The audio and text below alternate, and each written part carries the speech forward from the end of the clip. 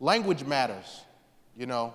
And I think that in a society like the United States, which has actually a history of anti-intellectualism, there can be a way to marginalize and to act like language doesn't matter, or someone who's talking about language is just engaging in semantics.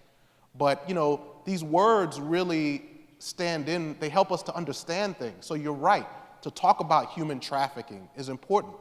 To talk about enslavement as opposed to just slaves. I mean, I had to go back when I was making Uncivil and delete the word freed slave out of every script.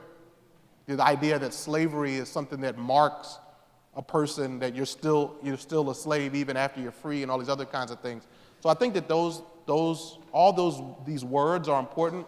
I would say though, in organizing and in our broader projects of mass political education, which I hope we all should be involved in, I do think we have to have a sense of compassion, right?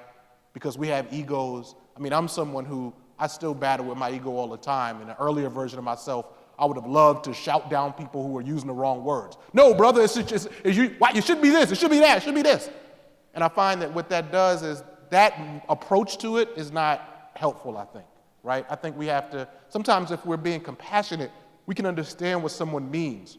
We can raise questions, and I think that's important. And I'll say very, very quickly that the use of the term black and white, if we stopped identifying as black and white and Latinx and Native and Asian, and we stopped thereby collecting statistics, racial statistics of people who identify as such, then we won't be able to identify and even see racial inequities. And if we can't see racial inequities, we can't identify the racist policies that are causing those racial inequities. And if we can't identify racist policies that are causing those inequities, then racism will persist and we won't be able to see it, let alone fight it.